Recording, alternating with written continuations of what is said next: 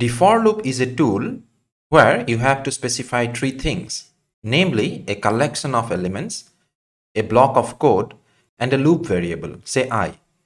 When the loop is executed, the loop variable is first set to point to the first element in the collection, and then the block of code is executed. Once the block of code is executed, the loop variable is set to point to the next element in the collection, after which the block of code is again executed.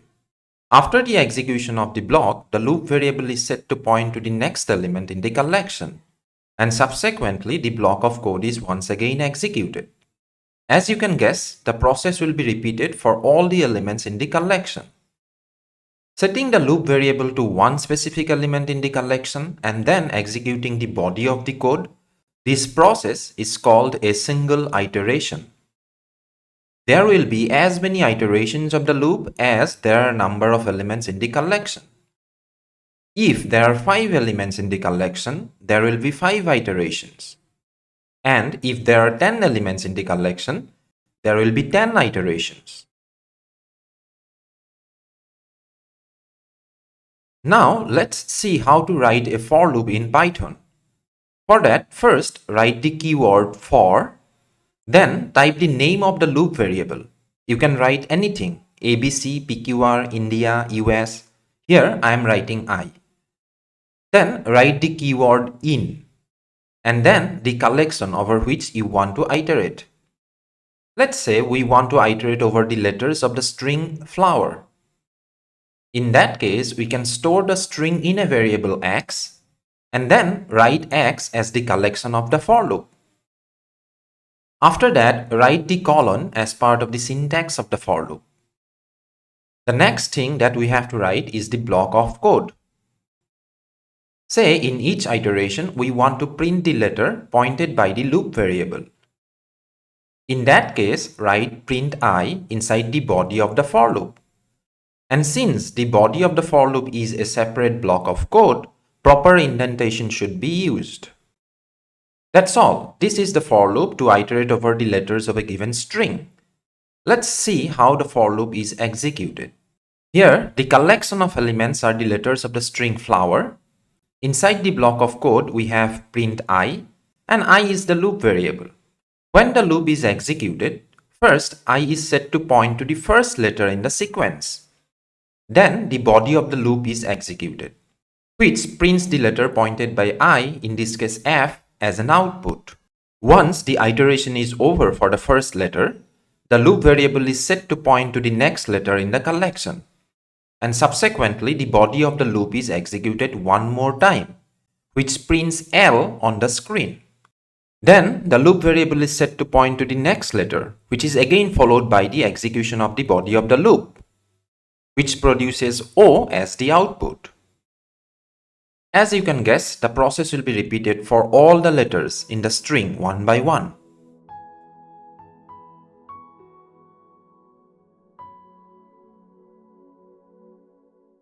Say we have a list where we stored the name, age, height, and blood group of a person, and we want to print the individual items in the list one by one. This can be done using a for loop.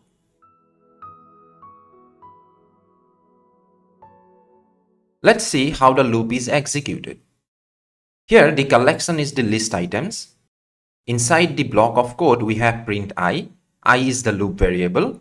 When the loop is executed, first I is set to point to the first element in the list, which is the name of the person. Then the body of the loop is executed, which prints the value of I, which is Luna in this case, as an output. Once the iteration is over, the loop variable is set to point to the next element in the list, and subsequently the body of the loop is executed one more time, which prints 28 on the screen, as it is the current value of the loop variable. Then the loop variable is set to point to the next element in the list, which is again followed by the execution of the body of the loop once more, producing 5.8 as the output. The same process will be repeated for this last element of the list, after which the loop terminates. Say we have to write a program to print the numbers from 0 to 9. We can create a list and store the first number in the sequence in the list. Then we can write a for loop to iterate over the list.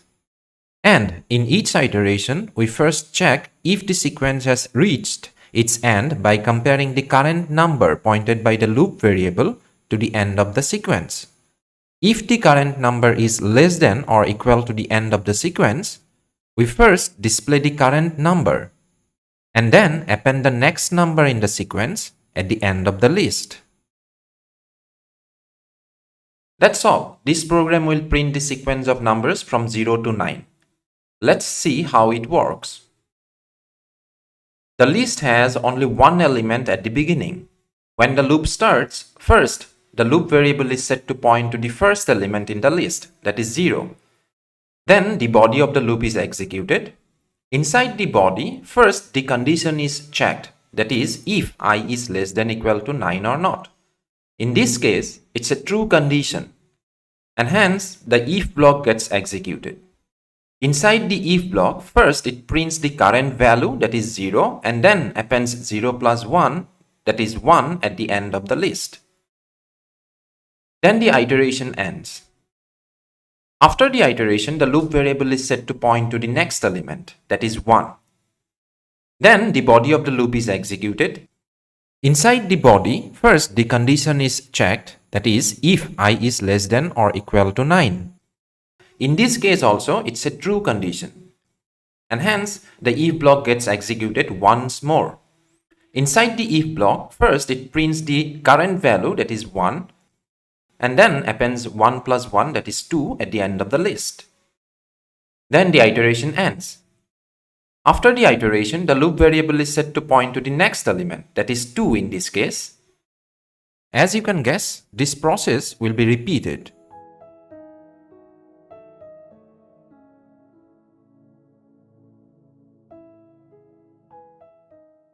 And at some point, the loop variable will point to 9.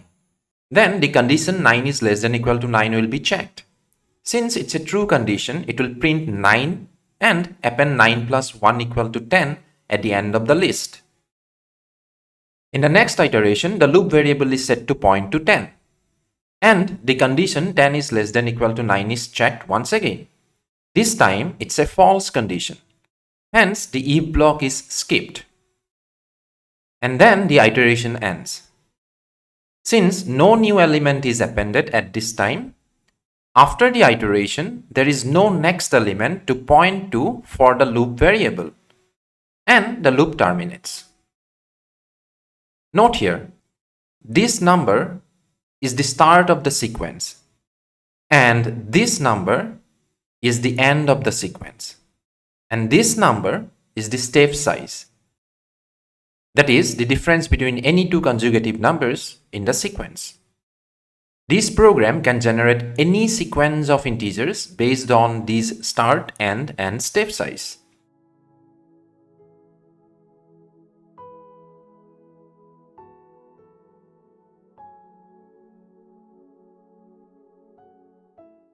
Now it's time to tell you about one of the most common companion function of the for loop, which is the inbuilt range function. Range is one of the inbuilt functions in Python to generate a sequence of numbers. The range function needs three inputs: start, end, and step size. For example, if we write range 1, 10, 1, it will generate this sequence of numbers. The start input is inclusive. It means the generated sequence always starts with it. The end input is exclusive.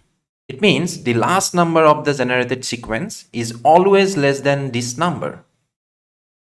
And this is the step size, which is the difference of any two consecutive numbers in the sequence.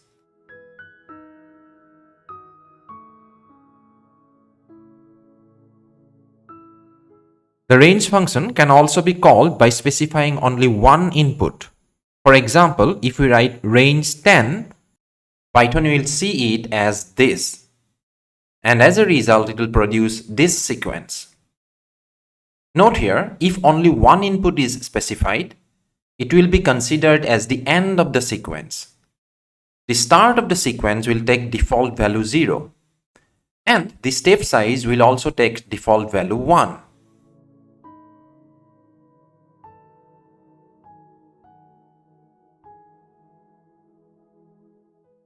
The range function can also be called by specifying two inputs.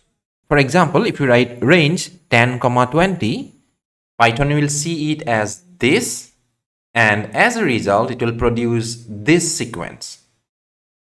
Note here, the first input is considered as the start of the sequence, the second input is considered as the end of the sequence, and the step size will take its default value 1.